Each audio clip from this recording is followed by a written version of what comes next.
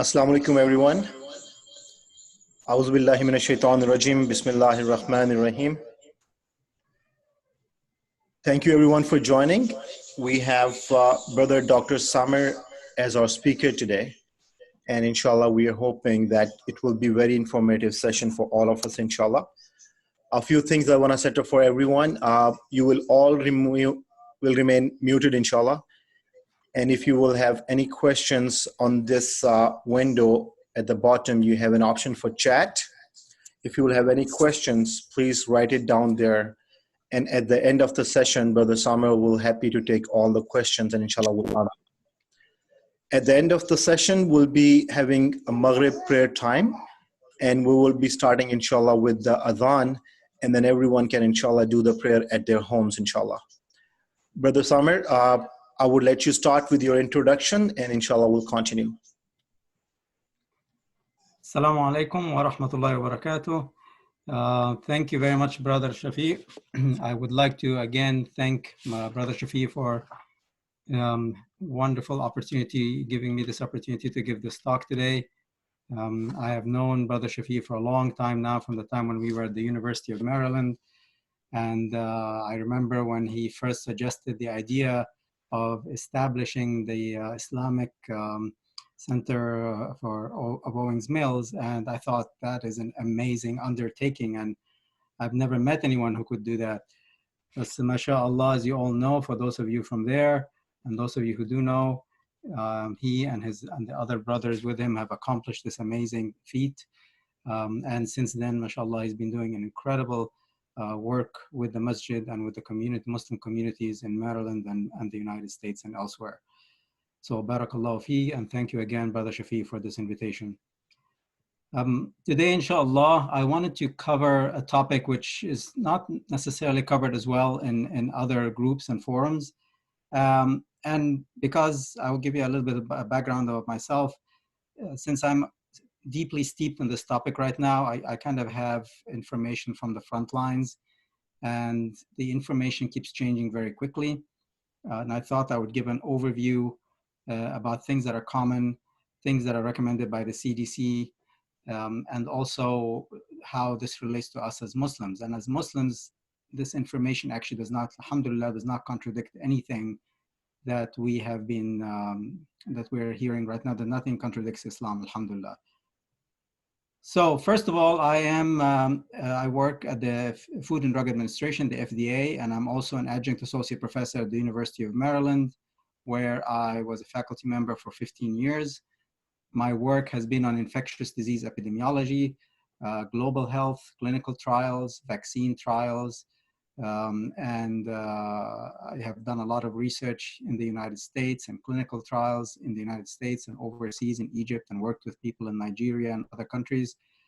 And so we are acutely, people in my field are acutely aware of how these things develop, the origins of these diseases, how a pandemic starts and ends, the ways to approach it, how to prevent it from happening if possible, stop it before advancing, and when it's already advanced, how to reduce the bad effects of that pandemic. So before I start, I want you to understand that whatever I'm telling you is already public information on websites, on the CDC website, on the NIH website. It's publications that are available on PubMed and in medical libraries. So I'm not bringing something that is personal information, but it is also does not represent the opinion of the institutions I'm affiliated with. So it does not represent the opinion of the FDA, it does not represent the opinion of the University of Maryland. And although I'm every day having to review drugs that are being submitted for consideration for treatment of COVID-19, I will not divulge any of that information, and mainly because there's nothing coming out yet. So it doesn't really affect anyone, but I cannot tell you that even if there was something available. So having said that disclaimer, I'm just going to stick with what I can talk about, and which is really a lot. So it's not like I'll be hiding anything. But inshallah, in the next 20 or so minutes, I will cover it, and then we'll have some time for questions, inshallah. So first, I'm gonna start a quick overview of definitions. Because I know we've heard a lot of alphabet soup, SARS, SARS-CoV, 2019 nCoV, COVID-19. What do these abbreviations mean? Well, to understand it, realize that COVID-19 is the disease. It's the condition itself. What causes it is a virus, and they have decided to name this virus SARS-CoV-2. So SARS-CoV-2 is the name of the virus. COVID-19 is the disease itself. Initially, they called it 2019 nCoV, which was when it was first discovered in November and December of 2019. And the N, the small n, stands for new. So it was a new coronavirus. And the term coronavirus is really nothing innovative. It's just that under the electron microscope, the virus looks like it has a crown around it. And crown is Latin. The Latin word for crown is corona. That's where it comes from. So coronavirus is basically a virus that has a crown.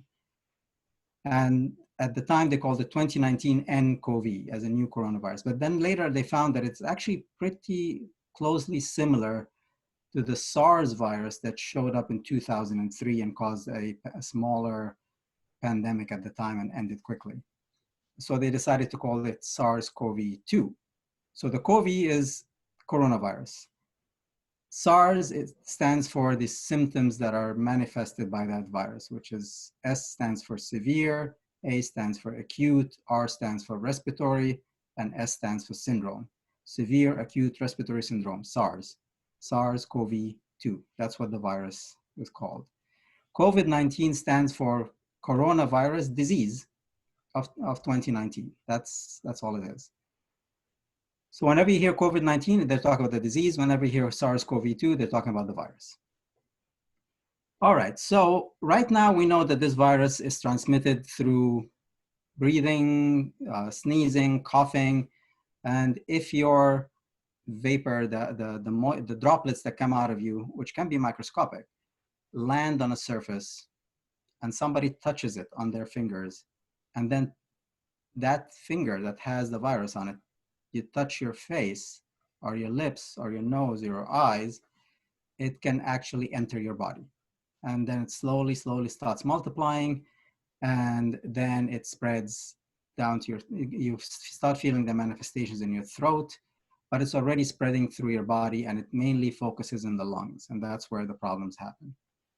Alhamdulillah, about 80% of people who get it will have either no symptoms or very mild symptoms similar to a common cold. So you may get some dry throat, some sore throat, maybe a dry cough for a few days, maybe a slight fever, and it passes just like any other upper respiratory syndrome, like any other. And by the way, influenza is not the only virus that causes the common cold. Common cold can actually be caused by over 100 viruses. So the fact that you got one common cold 1 year does not mean that you're immune. You can get 20. And for those of you who have new children, first of all, congratulations. After you have that child, you send them to daycare. And then that year, you're going to get an infection every month, which is what happened to me and my wife, because he was basically collecting all the viruses from the daycare, bringing them home, and every month we had a cold, even though before that, I used to get a cold maybe once a year. So alhamdulillah, he's beyond that phase a while ago, but it was pretty tough. Now, the influenza is the other virus that's pretty serious, but until Corona came, it was the most serious respiratory virus. But alhamdulillah, there are treatments for it. There's a vaccine for it. And I highly recommend you take the vaccine every year, because people who get the actual influenza, the following year, they immediately get the vaccine. They never want to experience that again. Corona, we still don't have any vaccines. We don't have any medicines. There's a ton of research going on. You cannot believe the amount of resources that are being expended in manpower and money and government involvement and companies that are working around the clock to find a solution for this disease. And inshallah, something will come out soon, inshallah. So until then, what do we do? Well, we know that the CDC has issued a set of recommendations about what to do. And if you go to their website, and I'm happy to share those links with Brother Shafi, and he can post them later if people want them. We know that the virus is transmitted by droplets from person to person. In fact, we call it droplet or contact transmission because you have to be close to the person, or you have to be close to their droplets, or you have to be in contact with their droplets. And so if you are within about 6 feet and somebody is talking, the very fine droplets from their mouth, their breathing, could actually float towards you, and you can inhale them, and that's how you can get the infection.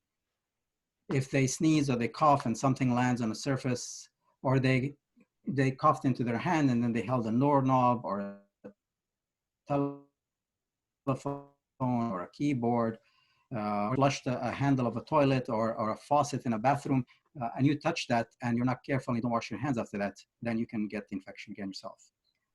So for that reason, the CDC and the WHO recommend that people are apart. They spread apart, and you shouldn't be any closer than 6 feet from someone. And in fact, you should avoid close contact with people. Stay at home as much as possible. And I'll come back to why they're saying that. So basically, the whole concept is to put the distance between you and yourself. And recently, they've become pretty convinced that the virus can actually transmit before you have full symptoms. And so you may not even be aware, but you could already be talking, and the vapor and the droplets, fine droplets coming out of your mouth are infectious, and the other person doesn't know. And maybe a few hours later, you start to show symptoms, but it's already too late because they've already gotten the infection from you. And this does not, keeping a distance from people, which has resulted in the recommendations that have distressed a lot of Muslims related to not going to Jummah prayer, not going to Jama'ah prayer. And now Ramadan is coming. May Allah bless you all. And inshallah, it will be a wonderful and blessed month. The Taraweeh prayers are not going to be recommended. In fact, most masajids, I would believe almost all masajid will not have any Taraweeh prayer. And this has distressed a lot of people. And there has been a lot of conjecture from the Islamic perspective that could this be a punishment from Allah? Did we do something so bad that Allah is depriving us from even going to His masajid, to His houses of worship? And this is, Allah subhanahu wa ta'ala can of course punish anyone He wants in any way He wishes. But this is not something new. And it has happened before us. It has happened to the Sahaba, who are far better than we are. And many, many of them have died with the bubonic plague. And so they are suffering, and they suffered and they died, many of them. So it should not be a surprise to us that something like this can come in our time.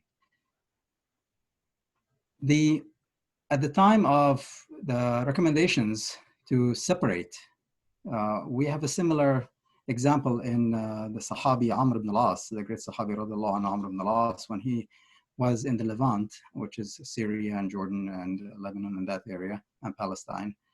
He told the people, when the plague became manifest, الوباء كالنار وأنتم وقودها تفرقوا حتى لا تجد ما يشعلها فتنطفئ. Meaning, a plague is like a fire, and you are the fuel. So spread out so that it cannot increase in intensity, and it will eventually be put out. So the advice of staying apart until a plague passes is very much a very Muslim thing to do, and that is the Sahabi Amr ibn al-As. And I will tell you, inshallah, some other hadith as well that covers that. Prophet Muhammad said, إذا سمعتم الطاعون بأرض فلا تدخلوها وإذا وقع بأرض وأنتم فيها فلا تخرجوا منها. So what that means is that if you hear of a plague happening in a land, don't enter it.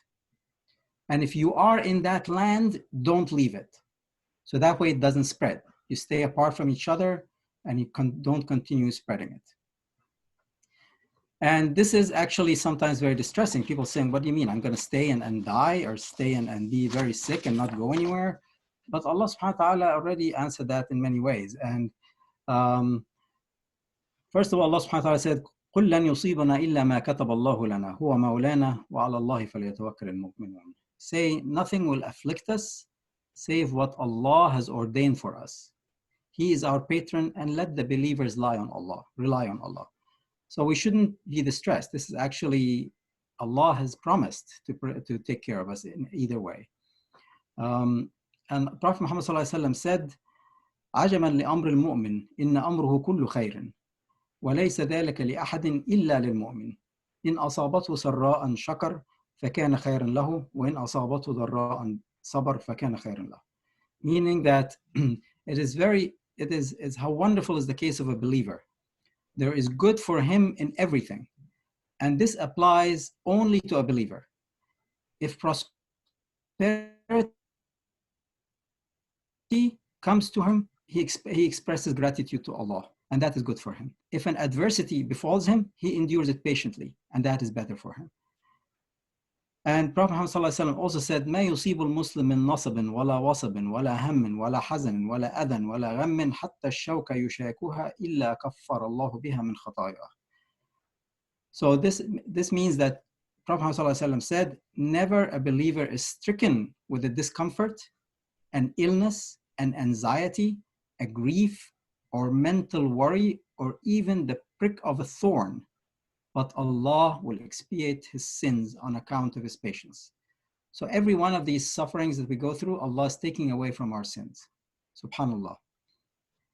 And Aisha radiallahu anha said, سألت رسول الله صلى الله عليه وسلم عن الطاعون فأخبرني إنه كان عذابا يبعثه الله على من يشاء فجعله الله رحمة للمؤمنين ليس من عبد يقع الطاعون فيمكث في بلده صابرا محتسبا يعلم أنه لا يصيبه إلا ما كتب الله له كان له مثل أجر شهيد. So Aisha radiallahu anha asked Prophet Muhammad sallallahu alaihi wasallam about the plague, and he told her it is suffering that Allah sends it to whomever he wishes. But Allah has made it a mercy for believers. As long as the believer, if it happens to him in his land, he stays in that land, patiently and accepting, then he should know that nothing will happen to him except good, and nothing will happen to him except what Allah has decreed. And if he dies, he will be considered a shaheed. Subhanallah. So this is one of the few opportunities for someone who would never be able to go to war to become a shaheed. A few opportunities for us today, since there is no holy wars or Muslim futuhat or jihad that we have, since there is no Muslim nation. This is an opportunity to be a shaheed. So never look down at it, and wish that inshallah Allah would give us health and wealth. But if it so happens, then we should accept it gladly as true Muslims. All right, now I'm going to go over to the next step so I said the first step was to keep a distance and not be in contact with people who could be infected. The second recommendation was to cover your mouth and nose with a cloth face cover when you're around other people. Now, some of you have seen the video by the Surgeon General about how to make a simple cloth mask. Obviously, this mask will not completely be impervious, and an infection can still get to you.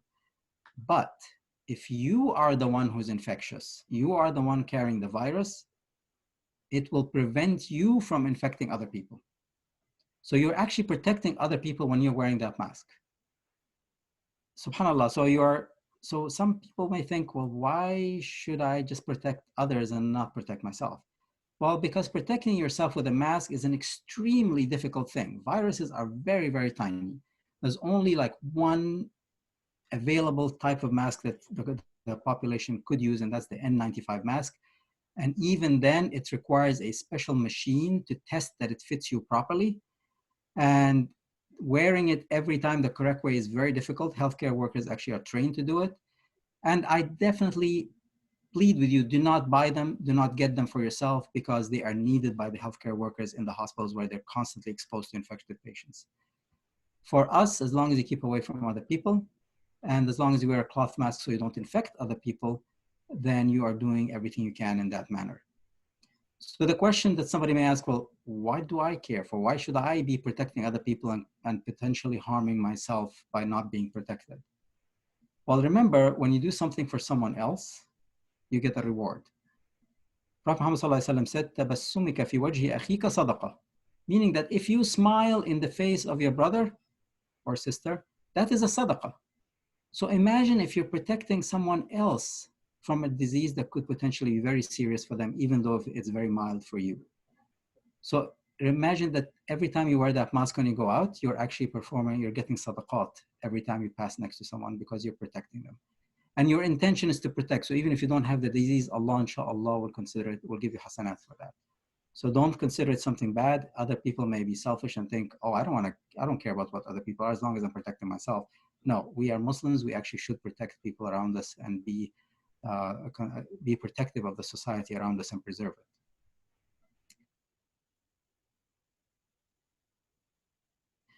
The next recommendation I see is to cover your coughs and sneezes. Now that's actually pretty logical. We always said, we're always told, don't cough in your hand. We used to do that when we were young, cough in your hand, but obviously that transmits the infection to your hand, and then you touch something else and you touch other people, you can infect them. So now they say cough into your elbow.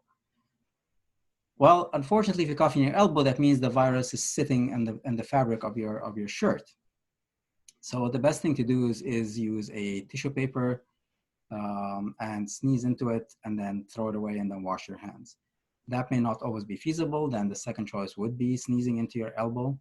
In all cases, it's very hard. Once a person sneezes, the virus is everywhere and it's really hard to avoid it. So you should always try to, that's wearing a face cover and sneezing into the face cover actually protects a lot of people around you, but without a face cover, it's very difficult to protect people around you. So sneezing and coughing, use tissues. Then after that, wash your hands. They recommend 20 seconds of washing, which is, if you need to know it, look at the clock and see how long 20 seconds takes. It's not a quick thing. I would like to tell Muslims, say the Shahada twice. Say, Ashhadu, while you're washing your hands, Ashhadu anna la ilaha illallah wahdahu la sharika lah, wa ashhadu anna Muhammadan abduhu wa rasuluh. Ashhadu anna la ilaha illallah wahdahu la sharika lah, wa ashhadu anna Muhammadan abduhu wa rasuluh. That should be about 20 seconds. And it will also give you tahara. So that's a good thing, inshallah. Cleaning and disinfecting is another recommendation, meaning the surfaces you touch frequently need to be cleaned frequently. This includes tables, doorknobs, light switches, countertops, handles of doors or anything that has a handle like a bag or a suitcase or something. The desk you sit on, the keyboard of the computer. We all are using computer keyboards and the mouse of the computer. And in the bathroom, the toilets, especially the flushing handle, the faucets, the sinks, the towels, all these things can transmit the infection. In general, if a surface is dirty, you have to clean it with soap and water or a detergent. Don't just assume that an alcohol is going to do anything for it. The CDC gives you descriptions about how to use household bleach and how to dilute it. That should be your last resort, but it's good for surfaces, but don't use it on your hands or your face or anything like that. It's good for surfaces. For your hands, you can use sanitizers or even just pure 70% alcohol. That would kill the virus. And obviously this is a bit difficult because now supermarkets and stores don't have them anymore. So it's a little challenging. Then I'm going to the last point of this talk, which is about vaccines and treatments. There is no vaccine and there is no treatment. So whatever you're reading on your Facebook posts, on the WhatsApp groups, your Viber, your Instagram, everything else you're seeing is not true. There's nothing out there that's been approved. There's a lot of speculation about drugs. The CDC actually has on their website hydroxychloroquine and chloroquine, which are anti-malaria drugs that the president talked about. These have been not proven. There's only one small study so far that came out saying that they've seen the viral levels go down in the patients that get it. But multiple other studies that have been done after that have shown that's not true. So now there's a big study that was just launched by the NIH to study it in what is called a randomized double-blind placebo-controlled trial, which is the gold standard of high-quality science. The results from that study will tell us for sure if that drug works or not. Until then, if you go to a hospital, most hospitals are now giving it to their patients, even if they are not sure that it works. Other countries may not be doing that, but do not buy it for yourself. It should never be used except until you're actually diagnosed and tested, and it's true that you have a lot of bad symptoms. The drug is already used by other patients who have certain types of autoimmune diseases, and when everybody's trying to buy it, they can't find the drug for themselves, which causes them a lot of suffering. So don't try to get it yourself. There are other drugs like HIV drugs and so forth. These have proven to not work, and there are other experimental agents that are still in clinical trials. The vaccines, we hope that someday, inshallah, in the next 1 year, maybe 1.5 years, vaccines will be available. So not this year. And hopefully they can find a way to for a vaccine to work and can be tested quickly and be given quickly.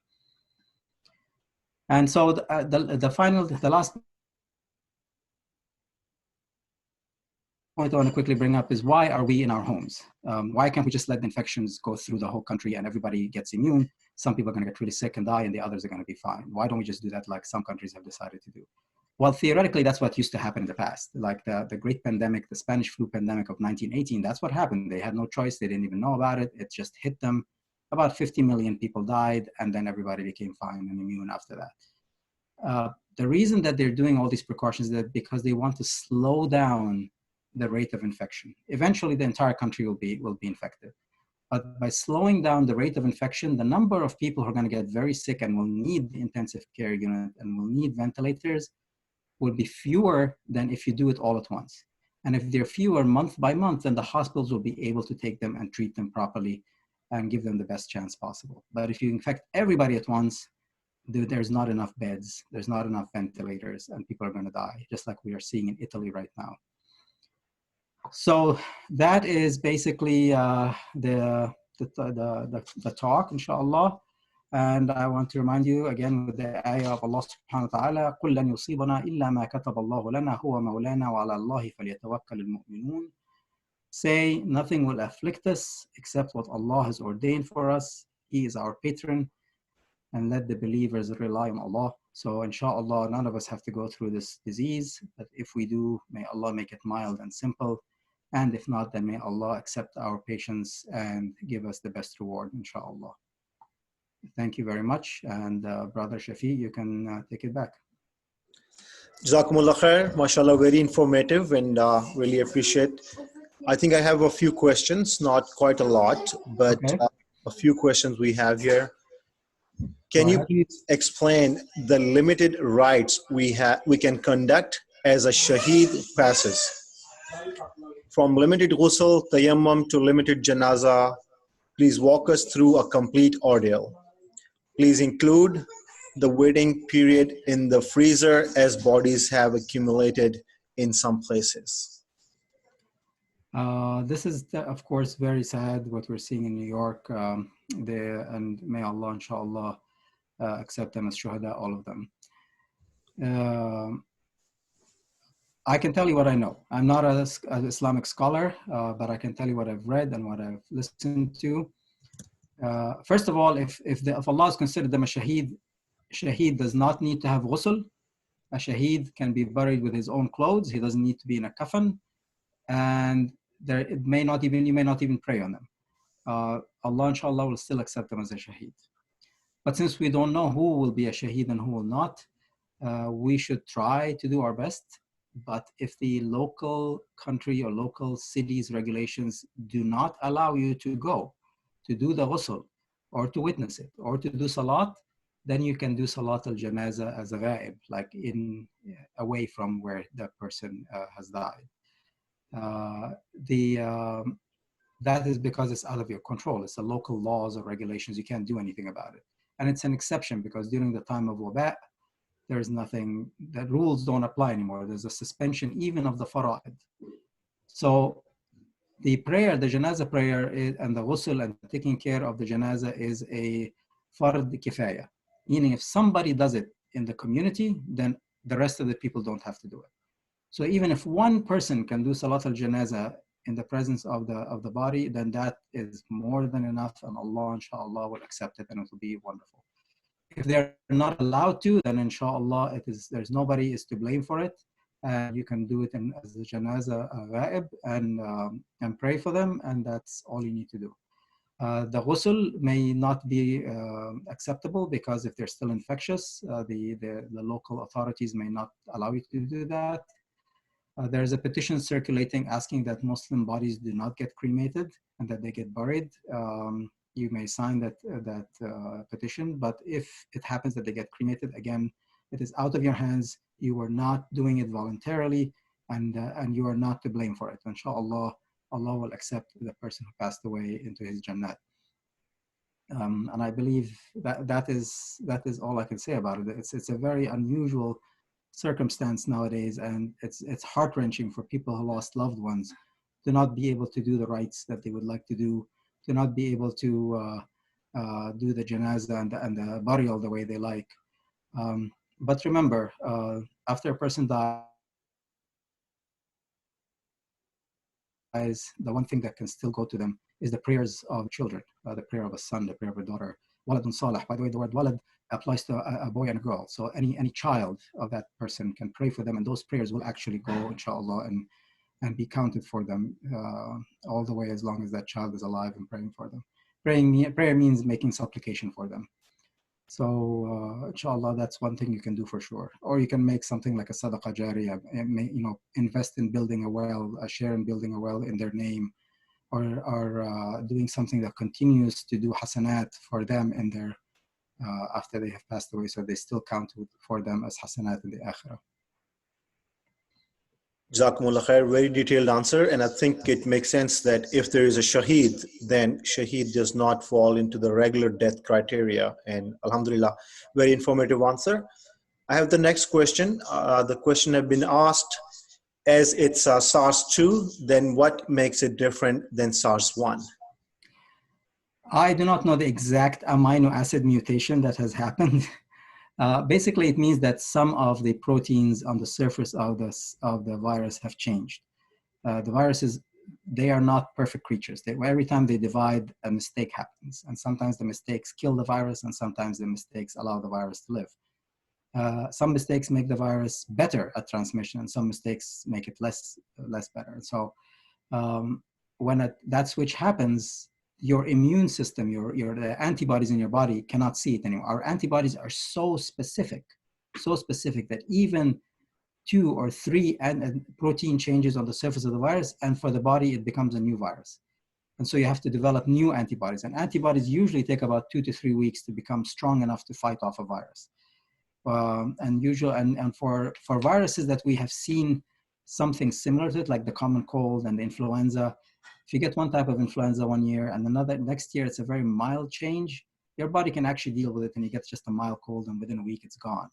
But if it's a major switch, what we call a genetic shift, it becomes a new virus for you. And this is what happened with the SARS-2, that the switch was so big that for our bodies, we don't recognize it. Our immune system doesn't recognize it. And so we're dealing with a new virus and new antibodies and everything, and that takes 2 to 3 weeks to develop. Jazakallah. The question has been asked, there are many stories about the source of this coronavirus. I would like to know what is the authentic source of this virus. Is it from China market, China animal market, or somewhere else in the China? If you're alluding towards the conspiracy theories that go around that this is a biowarfare and a biological agent that was created in a lab, there is no scientific evidence to prove that. The fact is 50% of our infectious diseases, 50%, half of our infectious diseases come from animals. And so sometimes it's directly from an animal that infects the animal and infects us, but sometimes it's a disease that was in an animal, and then a slight protein change on its surface allows it to become infectious for us and not even be infectious for the animal anymore. HIV was one of those diseases. It came from the chimpanzees. They have what's called SIV, simian immune deficiency virus. And because there were hunters in Africa that go and kill those chimpanzees and they get cut and they touch the blood of the monkey, they got infected with these viruses. And then these viruses changed and they became infectious to humans. And then these humans transmitted them to other humans. And this is what happened with SARS. SARS is actually mostly coming from bats. And it comes from the bat excretions, like from the stools, the urine. And usually bats are flying around in the markets in many countries. And then when they defecate, it lands on the fruits, it lands on the vegetables. And then afterwards, people may not wash them well, and then they get them. There's some, I believe some research that says it may have been a virus that came from the bat and from a snake. Not sure, perhaps maybe a bat ate a snake or something, and then the virus mutated and became infected. Bats can carry dozens of different viruses and show no symptoms at all. Their immune system is very strange. It tolerates a lot of infectious agents. And so far, so many infections have come from bats. The Ebola virus comes from bats. The first SARS came from bats. The second SARS came from bats. And there are many others that come from bats. And so it's not unusual. And in fact, before the SARS-2 appeared, scientists had already taken samples from bats in caves in China years ago. And this one was just a slightly different variation from the one that they discovered, which is why they're so confident this was a natural mutation in nature and had nothing to do with bio. Jazakallah. A question has been asked. How do you recommend we handle groceries, canned foods, and produce we bring into the house? That's a very good question, and it's very logical because you don't know if the person who is putting them on the shelves is infected. Even if they're wearing gloves, they could have already touched the glove from the outside and then touched the can. In general, if you bring anything home, things don't live on the surface for too long. It's just a few hours and it dies off. So my recommendation is, if you got non-perishable food, like, cans and boxes, just leave them in the kitchen until the next morning and then put them in the cabinets after that. By then, any virus would be dead. It wouldn't live that long. If it's something that's perishable, wash it with soap and water, like a fruit, like a cantaloupe or something like that, and then put it in the fridge. If it's a little box of strawberries or something, just keep it in the fridge. And when you take it out, wash it carefully with soap and water. But even by staying in the fridge for a day or two, the virus is going to be dead anyway. The important thing is for you to wash your hands after you come back home and to wipe the handles of the door that you came in, the handles of the car, the steering wheel. I recommend using cloth bags, not plastic bags, because cloth bags, actually, the virus doesn't live much, dies very quickly on them. And then when you come back home, just make sure that everything you've touched, you wipe with alcohol or sanitizer, especially your keys, the car keys, the house keys. You may want to take off your shoes as soon as you get in and leave them aside for a few hours until if you had stepped on moisture that had the virus, it would have died by then. Thank you. Very logical and very important question. A question has been asked. Is it possible to know if you had a virus and what are the chances of getting it again? Very good question. You could have gotten the infection as a very mild cold and it passed, so you wouldn't know. There are tests that are being developed that can test for antibodies in your body to find out if you had the infection in the past. Unfortunately, there's not enough of those tests to go around. So right now, they're only using them for patients in hospitals. We don't recommend the general population test themselves, but I'm assuming maybe by next year, as the tests become more available, you can get yourself tested to check that you're already immune. Maybe you had the infection and you got the immunity. And so far, there is no evidence that you can get reinfected. And there's only one study that actually looked at that, and it was done in monkeys. And they showed that these monkeys, after they infected them, they did not get a second infection. So the Adhan,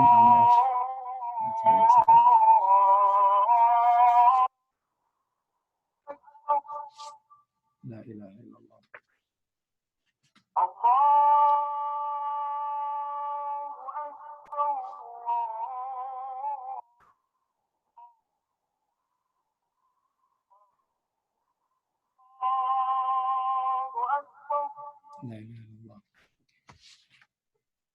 So they did that study on monkeys, and they found that these monkeys, when they reinfected them, they did not get the infection. They got a very, very mild infection. So there is an immunity. And it's unlikely, this immunity may not last for too long, but it will last at least for a year or two. And so the likelihood of you getting infected again in the same plague is very, very slim and unlikely. So once you get the infection, you're probably protected. And I'm thinking most likely, as more and more people get infected and the tests become available, people will be asked to get tested in their local pharmacies, in their hospitals. And if you are already immune, they will probably let you go back to school, let you go back to college, let you go back to work, because you can't get infected again and you cannot infect someone else. And that's based on the current science. Wallahu alam, maybe things will change as more scientific studies are done. Okay. The question has been asked, where are we as far as using plasma therapy from recovered patients? Again, that's an experimental agent. It's been used, it is already being used in some institutions, but the clinical trials that are needed to demonstrate whether it works or not are still ongoing, and we don't have any results yet. So we don't know. Theoretically, it should work, but that's what they thought with HIV and hepatitis B and C and a lot of other diseases, and it didn't work. So we don't know. We'll have to wait and see for the results of the trials. Jazakallah. The question has been asked, can pets be carriers of the virus? Do we need to be concerned about the house pets? So far, we have not seen people infected from pets, but we have heard anecdotal stories about pets getting infected from humans, and especially cats. And somebody was described how his cat died after he got the coronavirus, and the cat got sick and they died. But we have not seen scientifically studies that describe any infection from a pet. Most likely it's us infecting the pet, which is why the CDC recommends that if you have the infection, you stay in your own room and don't let the pets come to the room.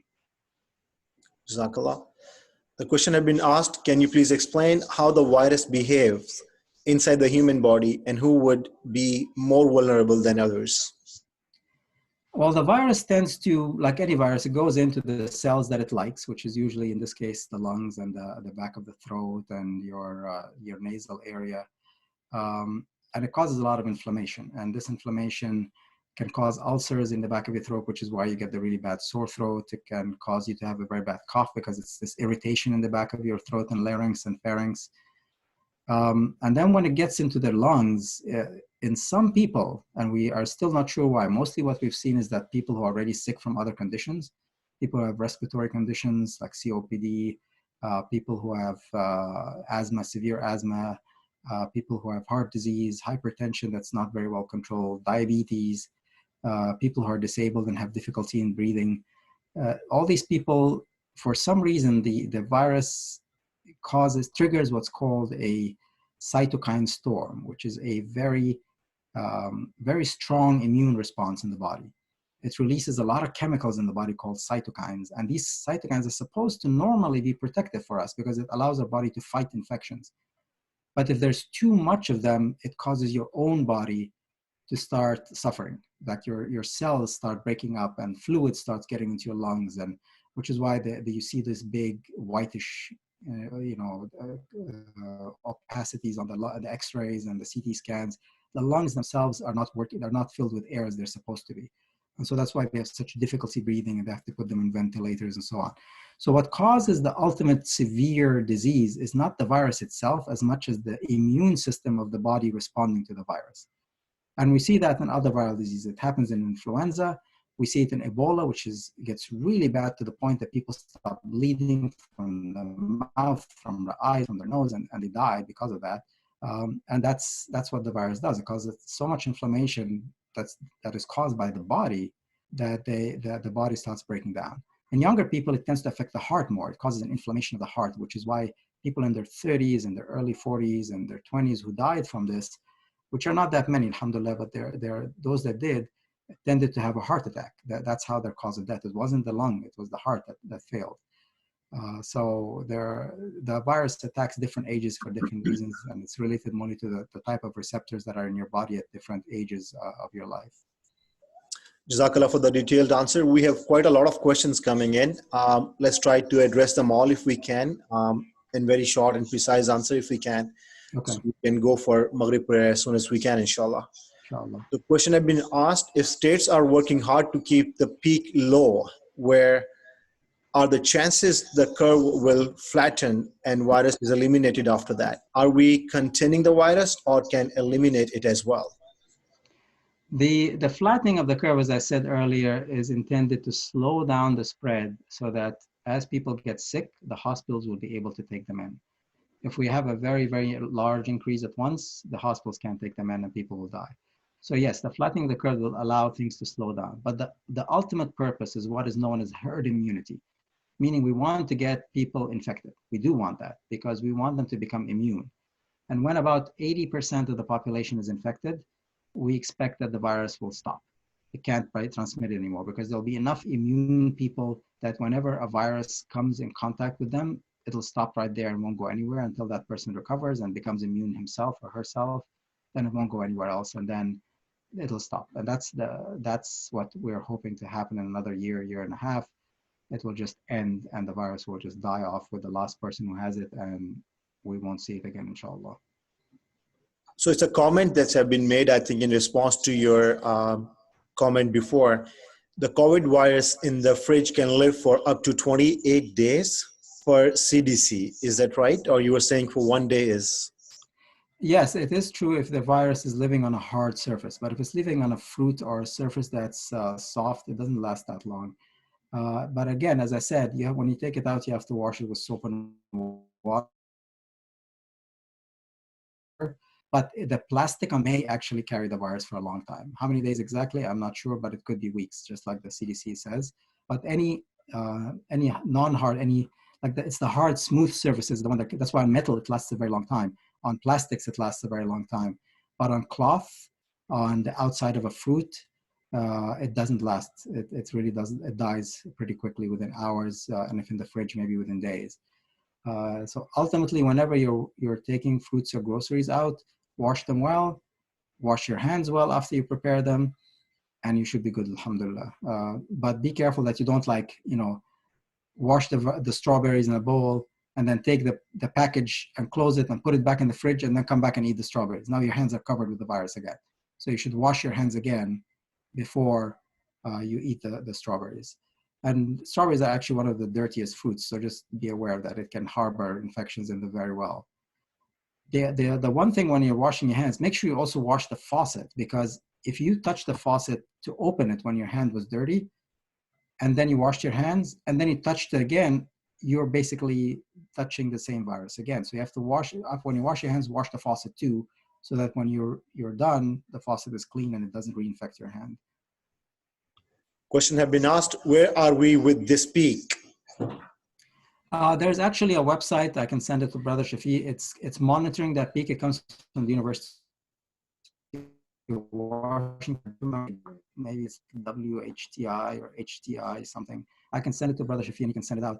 It shows you the graphs for the whole United States and for state by state and even for some countries, exactly where the peak is, where what would be needed for it to flatten, how many ICU beds there are, how many ventilators there are. And I heard in the news that they said that Sunday may be the peak for New York, I think. I'm not sure. But I would be a little bit cautious. It may take a little longer. We'll see. But yeah, there are scientific sources. There are public sources like that website where you can look and see exactly where you are in your state from that peak. The question have been asked, would working on building own immunity, taking vitamins, etc., decrease the chances of getting infected? That is a very good scientific question. We know in general it's always good to boost your immune system, and definitely always eat fresh, high quality fruits and vitamins and all that. It's good for your body in general.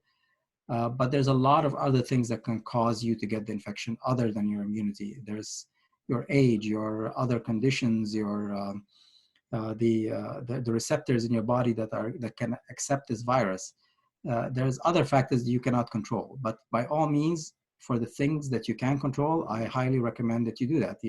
Just be careful not to take more than the recommended dose of vitamin. Otherwise, some of them can be toxic if you take too much of them. And tawakkal ala Allah and do everything you can and leave it up to Allah, inshallah. Jazakallah. Question have been asked. Assalamu alaikum.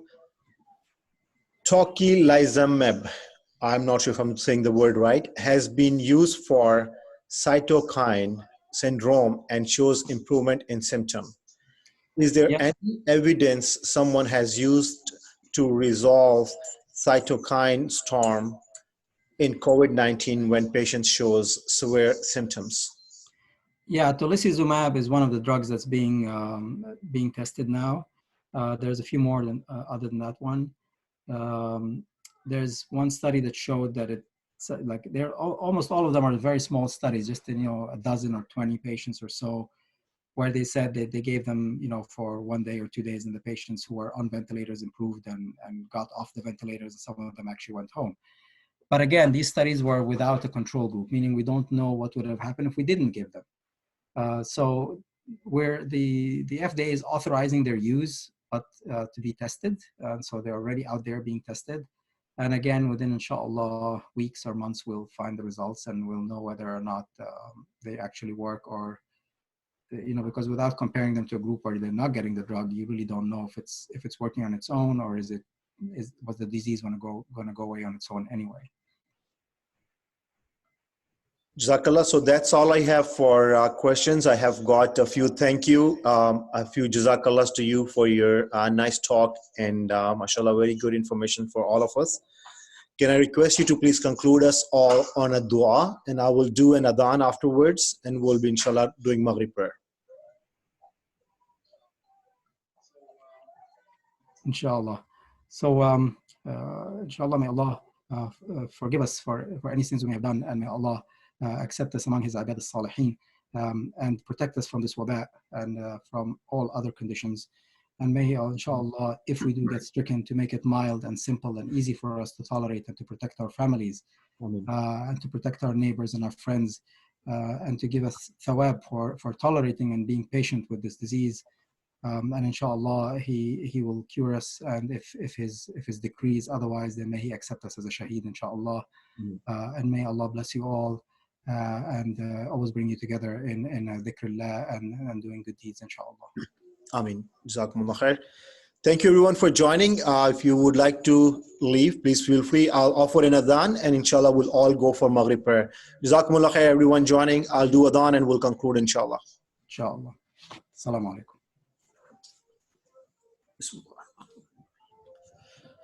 Allahu Akbar, Allahu Akbar. Allahu Akbar, Allahu Akbar. Ashhadu an la ilaha illallah. Ashhadu an la ilaha illallah.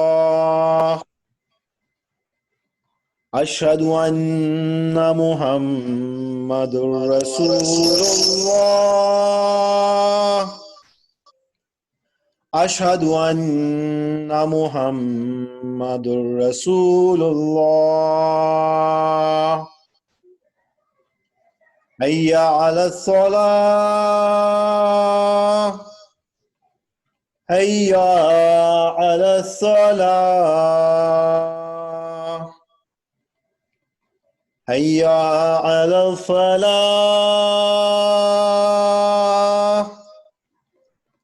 Hayya ala falah. Allahu Akbar, Allahu Akbar. La ilaha illallah. اللهم رب هذه الدعوة التامة الصراط القائمة محمد الوسيلة والفضيلة ودرجة التحية وسمقام ورزقنا شفاعته يوم القيامة إنك لا تخلف الميعاد. Jazakumullah khair everyone for joining. Inshallah, let's do Maghrib prayer. I will leave the room open unless you all will leave. Inshallah, hope to see you all soon. Assalamu alaikum. Alaikum salam wa barakatuh.